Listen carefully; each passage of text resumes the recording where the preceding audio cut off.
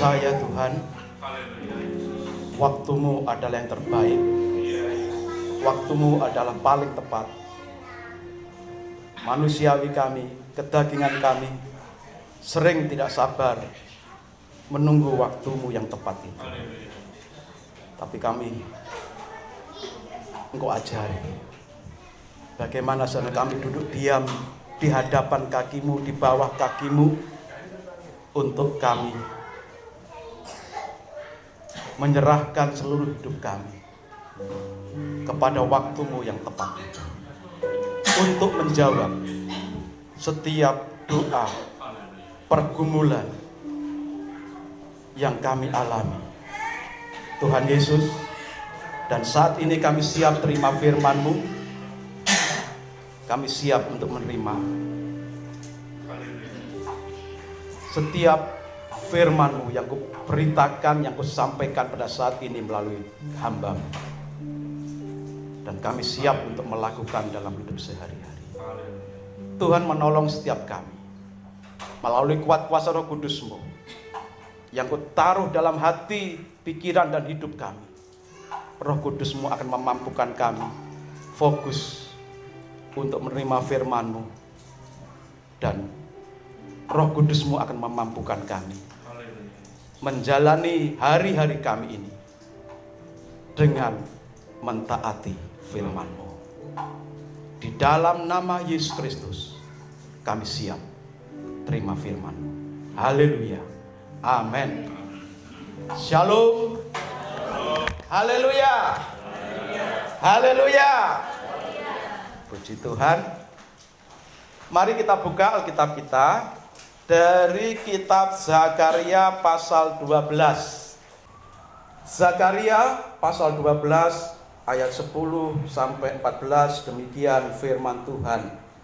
Aku akan mencurahkan roh pengasihan dan roh permohonan atas keluarga Daud dan atas penduduk Yerusalem, dan mereka akan memandang kepada Dia yang telah mereka tikam, dan akan meratapi Dia seperti orang meratapi anak tunggal, dan akan menangisi Dia dengan pedih seperti orang menangisi anak sulung. 11. Pada waktu itu ratapan di Yerusalem akan sama besarnya dengan ratapan atas Hadad Remon di lembah Megiddo. Negeri itu akan meratap, setiap kaum keluarga tersendiri, kaum keluarga keturunan Daud tersendiri, dan istri mereka tersendiri, kaum keluarga keturunan Natan tersendiri, dan istri mereka tersendiri. 13. Kaum keluarga keturunan Lewi tersendiri dan istri mereka tersendiri, kaum keluarga Simei tersendiri dan istri mereka tersendiri, juga segala kaum keluarga yang masih tinggal, setiap kaum keluarga tersendiri dan istri mereka tersendiri. Amin untuk firman Tuhan. Ya, yang kita baca saat ini merupakan pasal yang kita baca hari ini. Ya, jadi klub baca Alkitab Bethlehem itu hari ini sampai di Zakaria 12. Dan ayat 10 sampai 14 ini kita akan pelajari bersama-sama.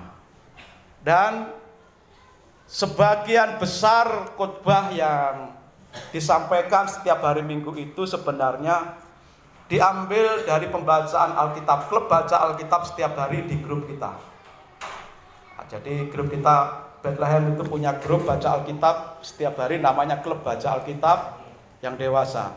Yang perjanjian baru khotbahnya diambil dari pembacaan Alkitab anak-anak tunas remaja. Juga mereka membaca setiap hari satu pasal. Hari ini sudah sampai Kisah Para Rasul. Ya. Kisah Para Rasul pasal yang ke-21. Ya, sehingga khotbah-khotbah ini sebenarnya untuk memperdalam apa yang sudah kita baca. Contohnya dari perikop yang kita baca ini, kalau tidak diperdalam, dijelaskan melalui khotbah, seringkali tidak ngerti ini maksudnya apa. Itu sebabnya di tempat ini untuk memperdalam pembacaan Alkitab setiap hari yang satu pasal ini sedapat-dapatnya diambil dari teks baca Alkitab setiap hari, termasuk hari ini. Ya, kita ingat, ya, sekian minggu yang lalu, ya, pernah saya sampaikan dari kitab Yesaya, mengenai apa? Teguran untuk para pelayan dan gembala sidang termasuk saya. Ya, kalau masih mencatat dan masih ingat, masih ada catatan khotbahnya. Saat itu ada teguran yang begitu keras untuk gembala dan para pelayan yang tidak melakukan pekerjaan Tuhan seperti apa yang Tuhan tugaskan. Hal yang kedua, berapa minggu yang lalu terambil dari kitab Yunus. Ada pelajaran juga teguran daripada Tuhan. Bagaimana Yunus berdoa di dalam perut ikan, dari dalam perut ikan, karena dihukum oleh Tuhan. Kenapa Yunus dihukum oleh Tuhan sampai masuk perut ikan dan minta pengampunan daripada Tuhan? Karena Yunus berusaha lari dari panggilan Tuhan untuk melayani Tuhan. Ya. Lalu berapa minggu yang lalu juga kita belajar di kitab Mika pasal 7. Bagaimana kita harus sebagai umat Tuhan itu harus berdiri di tengah-tengah situasi zaman yang arusnya begitu kuat mempengaruhi kehidupan kita, seperti Nabi Mika yang tetap tegak berdiri di tengah arus zaman pada saat itu. Dan Tuhan murka kepada orang-orang fasik di zamannya Nabi Mika. Tapi Tuhan menegakkan keadilannya dengan menjagai Nabi Mika dan beberapa orang anak Tuhan yang masih setia. Selanjutnya kita juga belajar dari kitab Nahum, ya, dari kitab Nahum. Hukuman atas orang fasik karena melawan Tuhan dan perlakuan buruknya terhadap anak-anak Tuhan. Kita belajar dari kitab Nahum bagaimana Tuhan menegakkan keadilannya terhadap orang fasik yang melawan Tuhan dan berbuat tidak adil kepada umatnya. Lalu, ya, minggu lalu dari Zakaria 1 ayat 1 sampai 6, seruan pertobatan. Jadi ternyata dari pembacaan setiap hari ini kita akhirnya nyambung runtutannya, rentetannya, kelanjutannya itu ada. Minggu lalu kita belajar dengan satu tema seruan pertobatan. Karena apa? Ternyata Tuhan tidak hanya marah kepada orang-orang yang lari dari panggilan, tidak mau melayani Tuhan. Tuhan itu marahnya bukan hanya kepada orang-orang fasik, tetapi minggu lalu kita belajar bahwa Tuhan juga marah, murka terhadap umatnya yang mengeraskan hati, yang perilakunya buruk dan jahat. Dari mana umat Tuhan bisa berperilaku buruk dan jahat? Karena mengeraskan hati ketika firman disampaikan, karena tidak memperhatikan ketika firman disampaikan. Dan hari ini Zakaria 12 ayat 10 sampai 14 dengan satu judul, Aku Bertobat. Minggu lalu temanya seruan pertobatan. Hari ini temanya Aku Bertobat. Mari kita belajar bersama-sama dari firman Tuhan yang sudah kita baca ini tadi. Dengan jelas dikatakan tadi, ya, dengan judul, kalau di Alkitab kita, ya, Alkitab cetak kita ada judulnya Ratapan Atas Dia yang Tertikam. Nah, kita tadi melihat dan membaca bersama-sama bahwa orang Yehuda, dan disebutkan perkeluarga tadi secara tidak menyeluruh, tetapi juga seluruh umat Israel akan datang suatu masa bahwa mereka akan menikam seseorang, membunuh seorang utusan Tuhan, membunuh seorang anak manusia yang adalah seorang juru selamat. Dia adalah Mesias. Dan pada saatnya dikatakan dalam pembacaan kita tadi, mereka akan menangis, mereka akan meratap. Lalu disebutkan setiap keluarga, dari keluarga Daud, keluarga Natan, keluarga Simei, masing-masing dengan suami-suaminya ada ratapan, istri-istri juga ada ratapan. Nah, apa maksudnya itu? Minggu lalu suara atau seruan pertobatan. Hari ini temanya adalah aku bertobat. Ya. Dari ayat yang ke-10 bagian B, kita mendapati satu frase, bagian kalimat yang mengatakan, mereka akan memandang kepada Dia yang telah mereka tikam. Orang-orang Yehuda, orang-orang Israel akan meratapi dan memandang kepada Dia yang mereka tikam. Apa maksudnya itu? Siapa yang mereka tikam? Dan ratapan seperti apa yang akan mereka lakukan?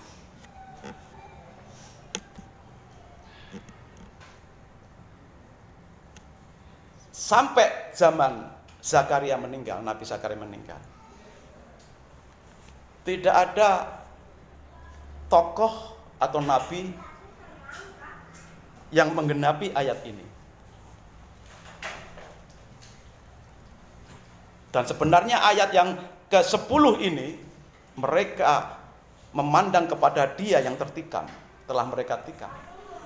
Jauh sebelum Nabi Zakaria menyuarakan firman Tuhan ini, zaman Nabi Yesaya juga pernah disampaikan. Nah, coba kita buka aja Yesaya 53 ayat 5. Yesaya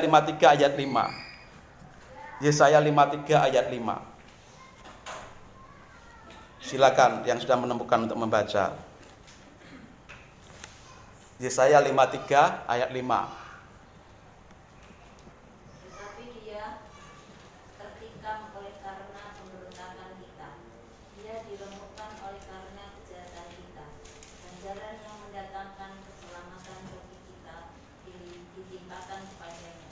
Dan oleh tidur-tidurnya kita menjadi sembuh. Iya. Ayat ini ditulis oleh Nabi Yesaya, dan kalau kita baca konteksnya, keseluruhan pasal dari pasal 52 mulai ayat 14 sampai pasal 53 ayat 12. Itu judulnya adalah hamba yang menderita. Dan itu juga nubuatan. Jadi dalam satu rangkaian nubuatan hamba yang menderita, ada satu ayat yang jelas menyatakan tepat seperti apa yang Nabi Zakaria katakan. Mereka memandang kepada Dia yang telah mereka tikam. Nabi Yesaya itu mulai melayani Tuhan sekitar tahun 750 sebelum Masehi. Jadi sebelum Yesus lahir, 750 tahun sebelum Yesus lahir, Nabi Yesaya sudah menuliskan ayat ini. Lalu Nabi Zakaria diutus Tuhan menyampaikan firman Tuhan di kitab ini sekitar tahun 520 sebelum Masehi. Berarti ada berapa tahun jarak waktunya dari Nabi Yesaya sampai Nabi Zakaria? Sekitar berapa? Saya catat ini sekitar 230 tahun. 2 generasi lebih. 230 tahun. Ketika Yesaya menyampaikan di pasal 53 kitab Yesaya ayat 5, perkataan mereka memandang kepada Dia yang tertikam ini belum tergenapi. sampai zaman Zakaria. Dan ketika Zakaria menyampaikan, mereka memandang kepada dia yang telah mereka tikam sampai meninggalnya Nabi Zakaria. Ayat ini juga belum tergenapi. Kapan tergenapi? Saat Yesus mati di atas kayu salib. Ayatnya di mana? Kita buka Injil Yohanes, di sana ada ayatnya yang menyatakan itu. Yohanes 19 ayat 37.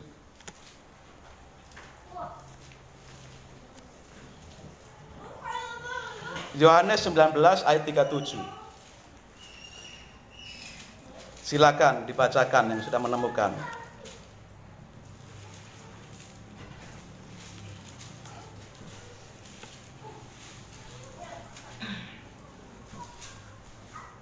Yohanes pasal 19 ayat 37, begini firman Tuhan. Dan ada pula nas yang mengatakan mereka akan memandang kepada Dia yang telah mereka ikat. Iya. Ini dicatat oleh penulis Injil Yohanes. Saat Yesus mati di atas kayu salib, kepala pasukan, tentara, dan banyak orang yang menyaksikan itu begitu ketakutan. Lalu di dalam Injil Lukas pasal 23 disebutkan di sana, kepala pasukan itu begitu melihat Yesus meninggal di atas kayu salib, lalu dikatakan, dicatat dalam Injil Lukas, maka kepala pasukan itu mempermuliakan Tuhan. Dan di ayat selanjutnya mengatakan, dan orang banyak yang menyaksikan Yesus meninggal itu pulang sambil memukul-mukul dirinya karena menyesal sudah membunuh Yesus. Siapa kepala pasukan itu? Saudara kalau pernah melihat film ya, pernah muncul di TV juga, judulnya Ben-Hur gitu. Kisah kepala pasukan yang menyalibkan Yesus yang bertobat. Maka Injil Lukas mencatat, kepala pasukan itu ketika melihat Yesus meninggal, dia mempermuliakan Tuhan dan berkata, betul, dia ini adalah anak Allah sendiri. Nah, dalam Injil Lukas ada dua bagian orang menyikapi kematian Yesus yang telah mereka tikam.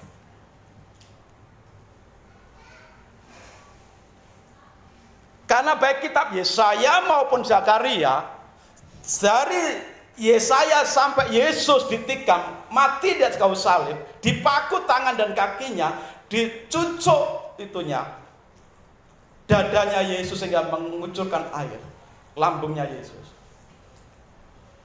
Itu sekitar 750 tahun. Lalu diulang, ditulis oleh Nabi Zakaria, diserukan bahwa harus ada pertobatan supaya dipulihkan dari segala dosa. Itu sekitar kalau Zakaria itu 520 tahun sebelum Masehi sampai Yesus disalibkan, berarti Yesus disalibkan itu umur 33 ya. Jadi tinggal nambah saja 520 itu sampai Yesus lahir ya. Lalu tambah 33, sekian tahun, sekian ratus tahun baru tergenapi.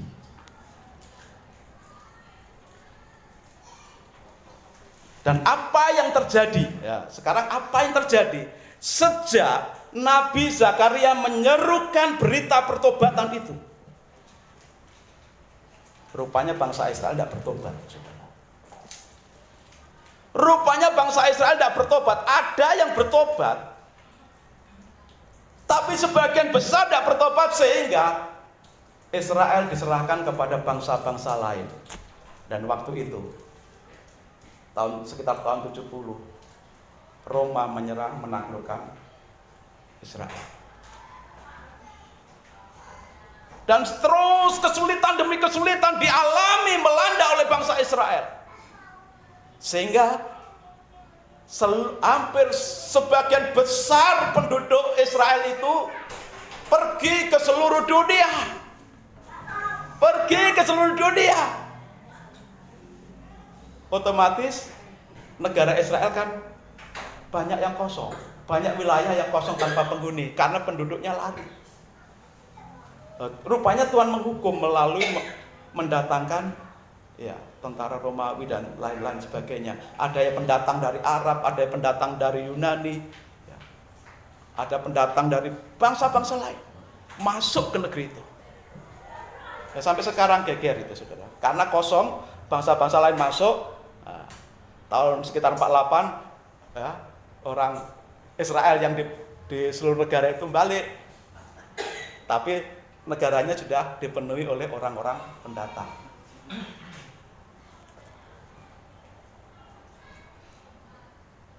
Zaman Yesus, mereka dianiaya besar-besaran sehingga lari. Dan yang kembali, sebagian besar yang kembali ke Israel sekarang itu sebagian besar hanya 2 suku saja. Yang suku-suku yang lain belum ditemukan. Maka sering kita mendengar ada suku dari orang Israel yang terhilang, belum ditemukan. Maka ada yang katakan, oh orang Medan itu bagian dari suku Israel yang hilang. Ada yang mengatakan orang Irian itu salah satu suku Israel yang hilang. Kan begitu kan? Entah kebenarannya yang mana, pokoknya diterimalah info-info itu. Karena kenyataan yang sekarang itu kan kebanyakan orang Yehuda dan Benyamin yang banyak tinggal di sana. Yehuda dan Benyamin itu siapa? Ya keturunan Daud. Keturunan Daud. Maka yang di Zakaria tadi banyak menyebutkan tentang Daud dan keluarganya, Nathan dan sebagainya. Simei itu siapa? Itu keturunannya dari Saul. Dan ada beberapa keluarga lain juga yang disebutkan. Maka disinilah seruan pertobatannya itu diserukan kembali dari Yesaya, diulang lagi zaman Zakaria, tergenapi saat Yesus di atas kayu salib. Yesus disalibkan oleh mereka. Dan kita lihat apa yang terjadi. Mereka yang menyalibkan itu memandang Yesus yang tertikam di atas kayu salib itu. Sikap mereka ada 2. Ada yang bertobat dan hanya berhenti sampai pada menyesal, tapi tidak pernah bertobat, berubah dari kelakuannya.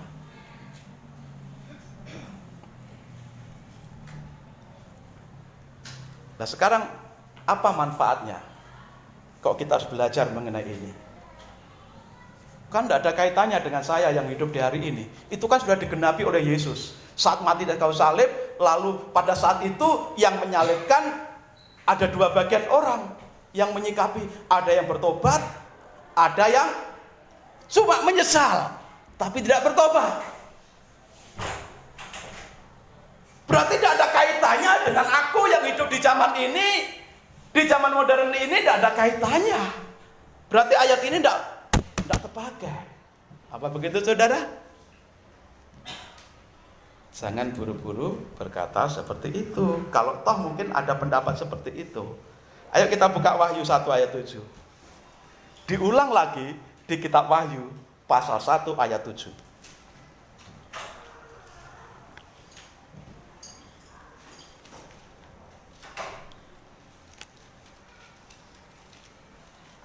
Jadi apa yang dituliskan Tuhan di kitab Perjanjian Lama itu akan tergenapi dalam Perjanjian Baru. Itu sebenarnya Alkitab kita itu selalu berdampingan antara Perjanjian Lama, kitabnya orang Israel dan orang Yahudi, dan Perjanjian Baru setelah kelahiran Yesus. Wahyu 1 ayat 7. Silakan untuk membaca yang sudah menemukan. Lihatlah, ia datang dengan awan-awan, dan setiap mata akan melihat dia. Juga mereka yang telah menikam dia, dan semua bangsa di bumi akan meratapi dia. Ya, amin. Amin. Kitab Wahyu ini Jadi dari Yesus lahir, pelayanan, mati dan kayu salib, sampai kitab Wahyu ditulis ini jaraknya ya sekitar 80 tahun. 80 tahun. Karena penulis kitab Wahyu ini ya Yohanes itu salah satu muridnya Tuhan. Dibuang di Pulau Patmos.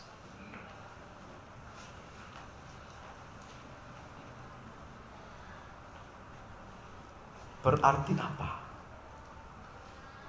Kenapa di kitab Wahyu 1 ayat 7 dituliskan ayat yang persis seperti yang dituliskan Yesaya dan Zakaria, walaupun sudah digenapi oleh Yesus? Pasti ada sesuatu yang Tuhan maksudkan di sini.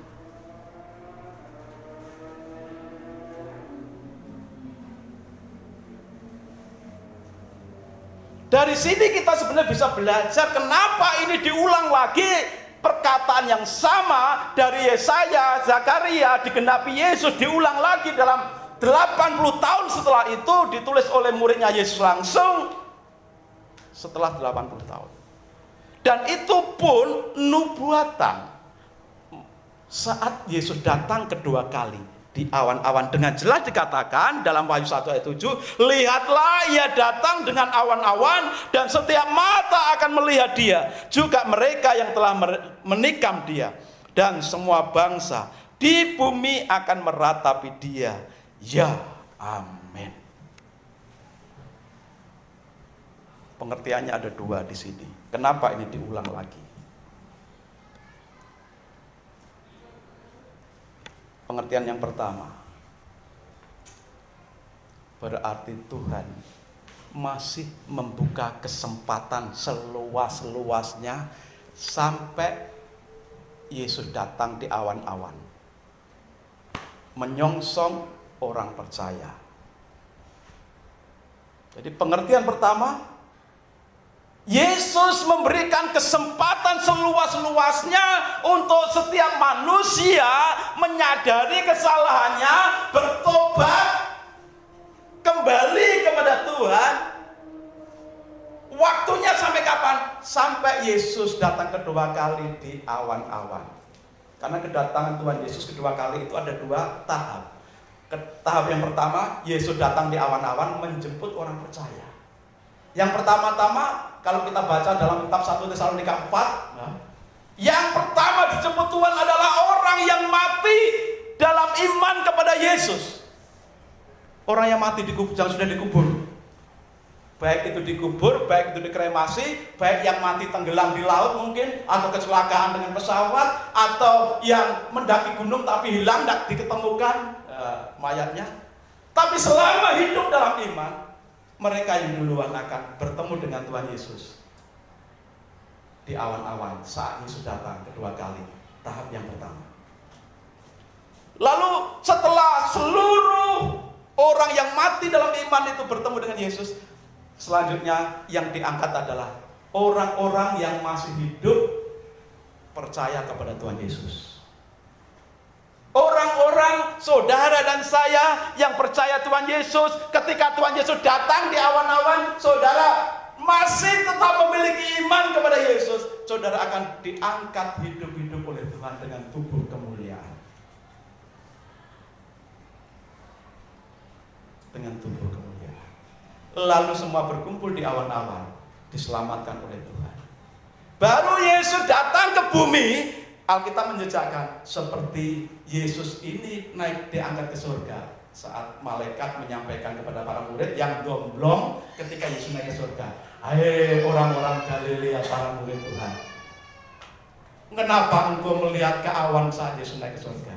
Yesus yang naik ke surga ini akan datang kembali dengan cara yang sama. Di mana?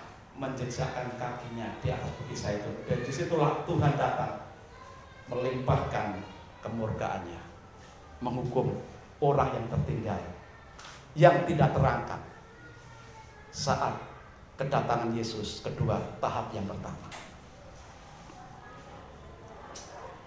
Lah, Bagi kita saat ini, kesempatan untuk kita memperbaiki diri dengan cara bertobat. Jika hari ini kita seperti Yunus yang lari dari panggilan, jika kita berlaku fasik, jika kita berlaku seperti di zamannya Mika, ya, yang mengeraskan hati, yang berlaku fasik tidak adil, atau ketika kita menjadi umat Tuhan, orang Kristen yang selalu mengeraskan hati, tidak menghargai pelayanan dan firman Tuhan. Dan siapa saja, gembala, pelayan, firman Tuhan selama ini keras. Jadi bukan hanya untuk orang fasik, bukan hanya untuk jemaat, untuk gembala, untuk pelayan juga ditegur. Untuk supaya dalam momen ini, di kitab Zakaria 12 ini, kembali kepada Tuhan, menyadari kesalahannya. Mumpung kesempatan masih dibuka luas oleh Tuhan, karena kita tidak tahu kapan Yesus datang di awan-awan menjemput orang percaya. Waktunya tidak dikasih tahu, begitu mendadak, seperti pencuri dikatakan untuk mengumpamakan hal yang mendadak. Kedatangan Tuhan itu diumpamakan seperti kedatangan pencuri yang mendadak. Ketika Tuhan datang dengan mendadak itu, apakah kita siap dengan iman kita atau tidak? Itu persoalannya. Maka selama waktu kesempatan bertobat, memperbaiki diri masih dibuka lebar, maka saatnya kita memperbaiki diri. Orang fasik, jemaat, para pelayan, hamba Tuhan, gembala sidang, penatua, siapapun. Semua kalau mau bertemu Yesus di awan-awan, harus kembali kepada Tuhan. Tuhan katakan, kembalilah, maka aku akan kembali dan mendengarkan suaramu. Kalau lagu terakhir tadi dikatakan, tak selalu Tuhan menjawab doa. Dan ketika kita berdoa, Tuhan menjawab ya atau tidak. Ya, masih bagus kalau tidak, berarti kan masih menjawab. Tapi kadang ketika ada umat Tuhan berdoa, cuma Tuhan diam saja, mendengarkan tapi diam saja. Seperti seorang bapak ketika anaknya minta sesuatu, ya diam saja. Ya karena ya mungkin anaknya beler, anaknya bandel untuk mendidik anak. Kadang-kadang ya biarkan, diam aja, dengarkan aja, didengarkan aja, tapi diam saja, tidak merespon. Tapi ada ayat juga yang menyatakan, aku tidak akan mendengarkan engkau seperti engkau tidak mendengarkan aku ketika aku memanggil engkau. Firman Tuhan bilang, maka aku juga tidak akan mendengarkan ketika engkau memanggil aku. Lah kalau masih diam, tapi mendengarkan masih enak. Ini Tuhan sudah tidak mau mendengarkan. Kita jaluk apa, minta apa, berdoa seperti apa, kita berteriak seperti apa, memanggil seperti apa, Tuhan tidak mau dengar. Wah itu parah kalau sudah seperti itu. Maka mari kita menjadi umat Tuhan sebagai pelayan Tuhan, umat Tuhan sebagai jemaat, umat Tuhan sebagai gembala, umat Tuhan sebagai apapun, memeriksa diri dan menyadari kesalahan. Supaya ketika Yesus datang kedua kali, kita diangkat. Loh kalau kita meninggal, tapi Yesus belum datang bagaimana? Ya itulah. Kalau toh kita meninggal sebelum Yesus datang, kita meninggal dalam iman, mati dalam iman. Orang yang mati dalam iman itu matinya sudah dalam pertobatan, bukan matinya dalam kefasikan. Ada dua penyamun di sisi Yesus, sama-sama orang bejat, sama-sama orang rusak, sama-sama orang berdosa. Yang satu mengolok-olok Yesus, yang satu di detik-detik terakhir berkata kepada Yesus, dikatakan, Yesus, kalau engkau sampai di Firdaus, ingatlah aku. Yesus berkata apa? Saat ini juga engkau bersama aku di Firdaus. Ini menggambarkan, inilah tipe dua manusia menyikapi Yesus yang datang ke dunia untuk menyelamatkan. Ada yang malah mengolok-olok karena tidak percayanya, ada yang detik-detik terakhir percaya Yesus, tapi masih bisa selamat. Tapi persoalannya ada yang mau niru seperti penyamun yang disalibkan Yesus, yang percaya Yesus di detik-detik terakhir. Oh, aku tidak maulah bertobat sekarang, enak kok dunia dosa itu, enak, bebas. Aku nanti kalau mau mati saja mau bertobat. Memangnya sekaratul maut itu enak, selalu bisa ingat. Kan gitu toh. Orang yang sakit itu tidak enak. Belum tentu ketika sakit kita ingat Tuhan. Kadang-kadang ada orang yang sakit malah memaki-maki Tuhan. Tuhan kurang ajar, aku sakit. Ada nggak yang seperti itu? Ada. Itulah warna dunia. Jadi jangan pakai alasan nanti kalau aku sudah tua saja, kalau aku nanti sudah kira-kira sakit-sakitan, aku nanti bertobat, percaya Yesus, memperbaiki diri. Tidak. Firman Tuhan katakan, kalau pada hari ini engkau dengarkan firman Tuhan, jangan keraskan hatimu, tapi terima firman.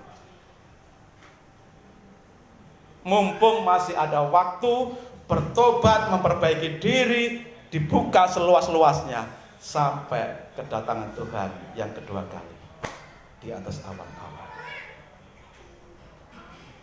Lalu mungkin ada yang berkata begini, oh nanti aja kalau Yesus datang di awan-awan, aku baru percaya, dan aku bertobat. Terlambat. Loh kok bisa? Iya, sudah terlambat. Saat itu orang tidak akan bisa lagi bertobat. Karena hanya terbengong-bengong seperti siapa? Seperti orang-orang yang sudah menyalibkan Yesus. Saat itu yang bertobat hanya panglima pasukan itu dan beberapa orang dan para murid. Sementara yang lain yang menyalibkan Yesus hanya memukul-mukul dirinya, menyesali sudah menyalibkan orang kudus, tapi tidak mau bertobat. Dan saat Yesus datang di awan-awan, tidak ada lagi kesempatan untuk bertobat. Jadi sebelum Yesus datang di awan-awan, itulah saat bertobat. Dan Alkitab mencatat, berbahagialah orang yang mengalami perjumpaan dengan Yesus di awan-awan. Karena tidak ada lagi siksa. Ngeten-ngeten ya, siksa. Nakut-nakuti aja. Memang seperti itu firman Tuhan katakan. Iya. Lah mungkin ada yang juga yang komplain atau bertanya atau mengkritisi. Lah saya kan tidak menikam Yesus. Yang menikam Yesus kan mereka yang hidup di zaman Yesus dan yang menyalibkan Yesus. Aku kan tidak menikam Yesus. Mungkin ada yang seperti itu. Ya mereka yang menikam Yesus. Aku tidak pernah nikam Yesus. Aku lahir di tahun 2000 sekian. Aku lahir tahun Pak Aslam lahir tahun 1971. Jauh dari kelahiran Yesus, dari kematian Yesus yang tertikam. Dan aku tidak ikut menyalibkan Yesus. Mungkin ada yang bilang seperti itu. Loh, tunggu dulu. Karena menikam Yesus tidak selalu dengan menyalibkan Yesus secara fisik. Mari kita buka ayatnya.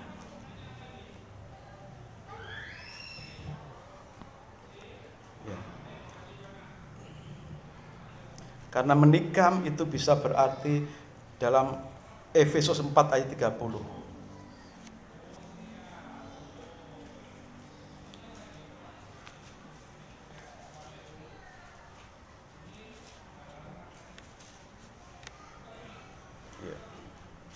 Efesus 4 ayat 30, silakan dibacakan. Efesus 4 ayat 30.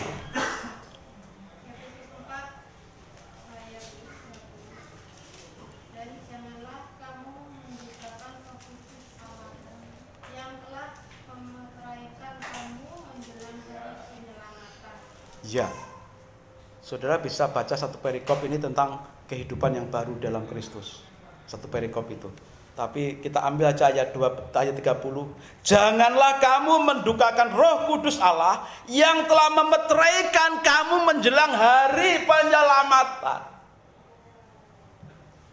Setiap orang yang mengaku Kristen, mengaku percaya Yesus, harus mengalami satu kehidupan baru, karakter baru, hidup baru di dalam karakter Kristus, wataknya Yesus. Ketika orang yang mengaku Kristen itu melakukan kejahatan, melakukan dosa, itu sama artinya dikatakan dengan mendukakan Roh Allah. Kenapa? Sebagai umat Tuhan, anak Tuhan, kok tetap melakukan dosa? Kenapa tidak melakukan hal yang kudus, tapi malah melakukan hal yang najis, yang dosa? Itu mendukakan hati Tuhan. Ketika hal itu terus-menerus dilakukan, sehingga hatinya jadi mengeras dan tidak peka lagi terhadap teguran Roh Kudus, tidak peka lagi terhadap suara Roh Tuhan yang mengingatkan, ini dosa. Tapi ketika terus hidup dalam dosa, maka lama-kelamaan kepekaan mendengar teguran Tuhan itu tidak ada. Karena apa? Dia lagi asik berbuat dosa. Mendukakan Roh Kudus itu juga bisa berarti menyalibkan Tuhan. Menyalibkan Tuhan tidak hanya berarti menusuk, menyalibkan, menikam atau menghajar Tuhan, atau memaku kaki dan tangan Tuhan. Tetapi ketika kita berbuat dosa terus-menerus dilakukan, sama artinya kita mendukakan Roh Tuhan. Pengertian yang kedua dari menikam itu, Titus 1 ayat 16.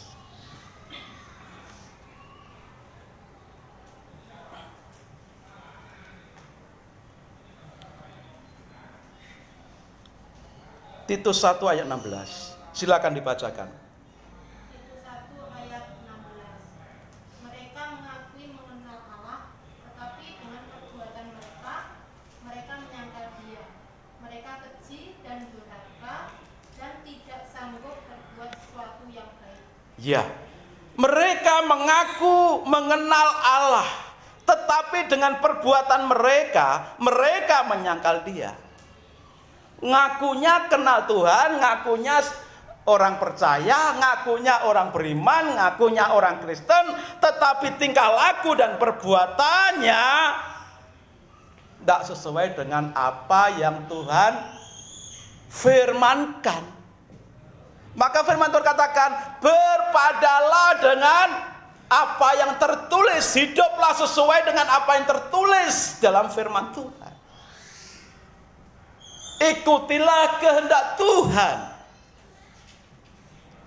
Kalau mengaku Kristen tetapi tidak menjalankan, mentaati firman Tuhan, itu bukan Kristen.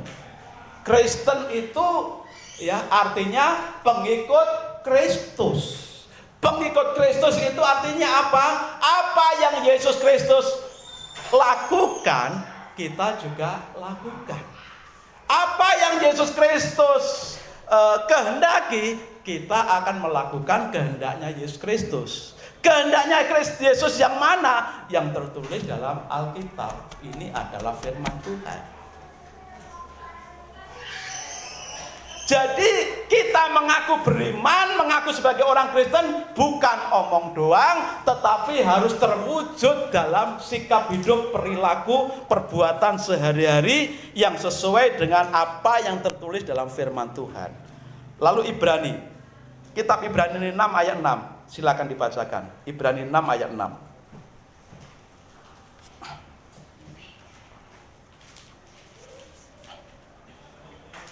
Ibrani 6 ayat 6.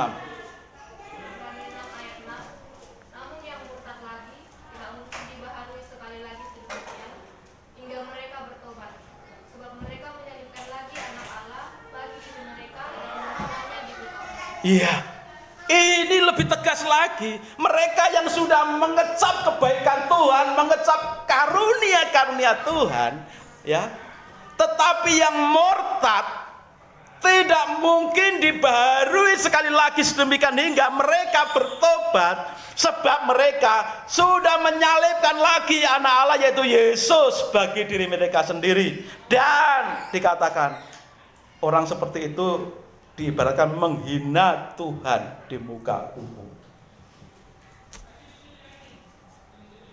Jadi saudara, kita bisa menyalibkan Yesus kedua kali, ketiga kali, dan kesekian kali dengan sikap perilaku kita yang tidak sesuai dengan firman Tuhan, yang selalu melawan Tuhan. Baik yang ditampilkan dari firman Tuhan, dari Yunus, dari Yesaya sampai yang kita pelajari sampai hari ini. Ya, itu sebabnya ketika Tuhan menyerukan pertobatan, kita harus menjawab, ya Tuhan, aku mau bertobat, aku mau berubah, aku mau melakukan kehendak-Mu. Aku mau melakukan panggilan-Mu, aku mau melakukan tugas dari-Mu untuk melayani-Mu, aku mau menjadi umat-Mu yang menyenangkan hati-Mu, yang membanggakan Engkau. Jadi kita sebagai orang Kristen, sebagai apapun kita, sebagai jemaat atau sebagai pelayan atau sebagai gembala, harus sesuai dengan apa yang kita omongkan, yang kita akui percaya dengan perbuatan kita.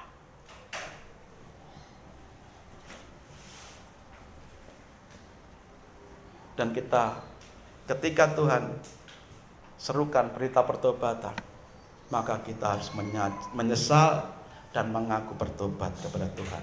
Tadi dalam ayat 11 sampai ayat 14 kitab Zakaria tadi menyatakan, maka setiap keluarga, baik laki-laki, suami-suami ngumpul, suami-suami bertobat, wanita, istri-istri bertobat, dari keluarga Simei, dari keluarga Daud, dari keluarga Nathan, dari keluarga-keluarga yang lain.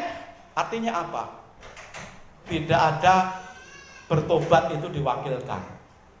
Tidak ada istilah orang merubah diri itu diwakilkan. Weh, aku ben bapak sing bertobat. Tidak bisa. Makanya tadi disebutkan dalam ayat 11 sampai ayat 14 di kitab Zakaria tadi, ya, suami-suami ya meratap sendiri, istri-istri meratap sendiri, suami-suami dari Simei, dari keluarga Simei meratap, keluarga Nathan meratap, istri-istri juga meratap, dan keluarga-keluarga yang lain. Artinya apa? Pertobatan itu adalah sifatnya pribadi. Tidak bisa diwakilkan oleh suami kepada suami, tidak bisa diwakilkan kepada istri, anak juga tidak bisa mewakilkan pertobatannya kepada orang tua. Weh, bapak pendeta, wes pokoknya apa istilah orang Jawa itu, swarga katut. Tidak bisa seperti itu. Yang hamba Tuhan bapaknya, anaknya pasti selamat. Belum tentu kalau tidak mau mentaati Tuhan. Kalau mau tidak mau dengar-dengaran firman Tuhan. Jadi dalam kita ibadah, dalam kita bertobat, di dalam kita mengikuti firman Tuhan, tidak ada istilahnya diwakilkan.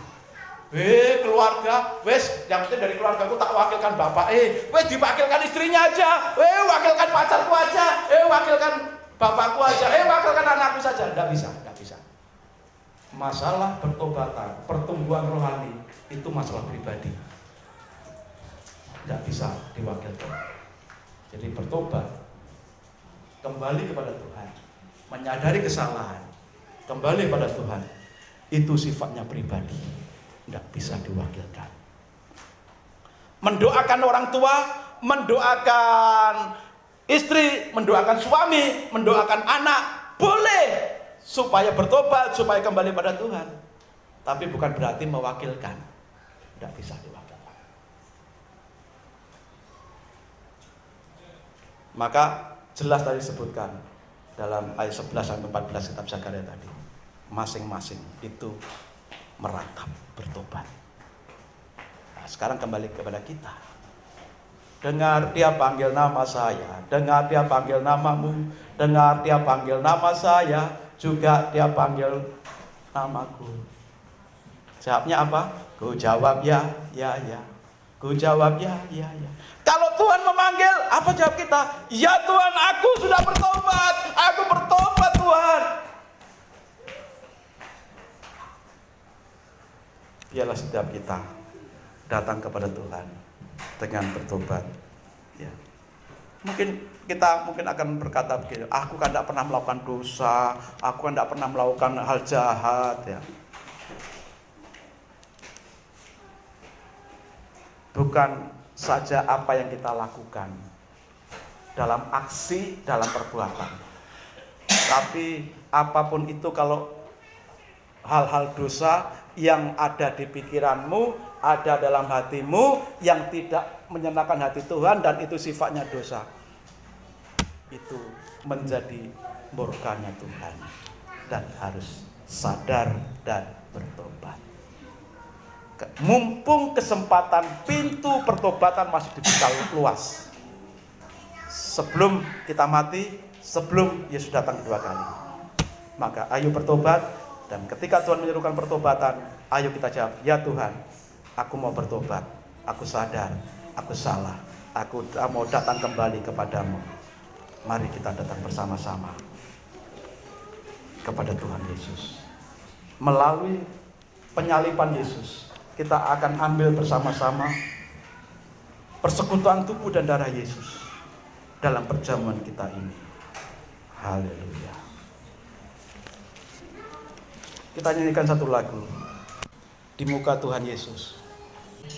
Di muka Tuhan Yesus, betapa hina diriku, ku bawa dosa-dosaku di muka Tuhan Yesus, di muka Tuhan Yesus, tersungkur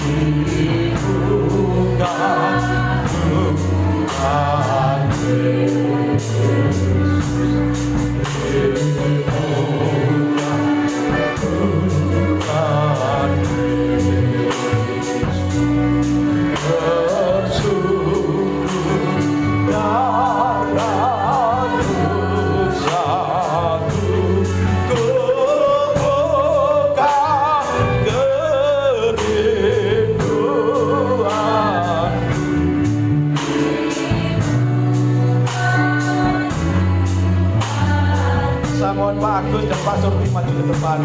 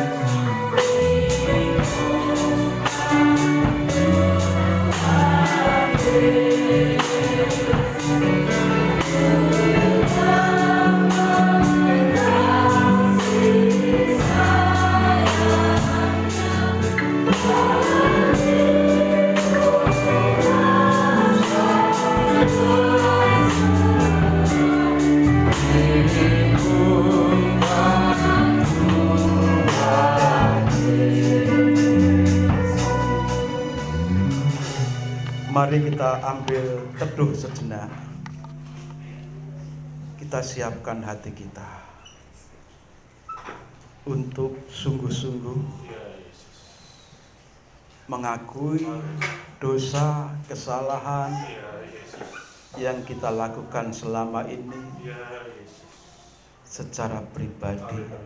Masing-masing berurusan dengan Tuhan secara pribadi. Tuhan firmankan dalam 1 Yohanes 1 ayat 9. Jika engkau mengaku dosamu, Tuhan itu setia dan adil.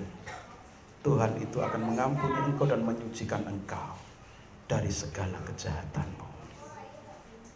Maka mintalah ampun supaya hidupmu dipulihkan. Supaya hidupmu dipulihkan. Bertobat minta ampun pada Tuhan. Supaya keluargamu dipulihkan, bertobat minta ampun pada Tuhan. Supaya kesehatanmu dipulihkan, bertobat minta ampun pada Tuhan. Supaya ekonomimu dipulihkan, bertobat minta ampun kepada Tuhan.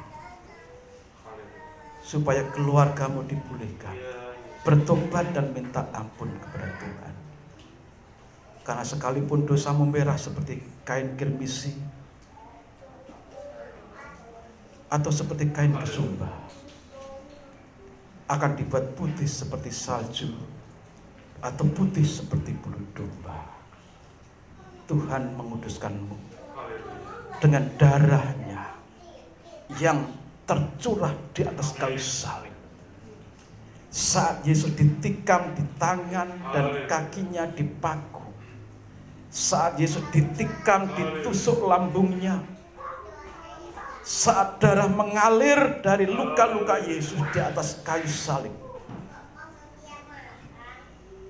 sesungguhnya dosa dan kesalahan kitalah yang ditanggungnya.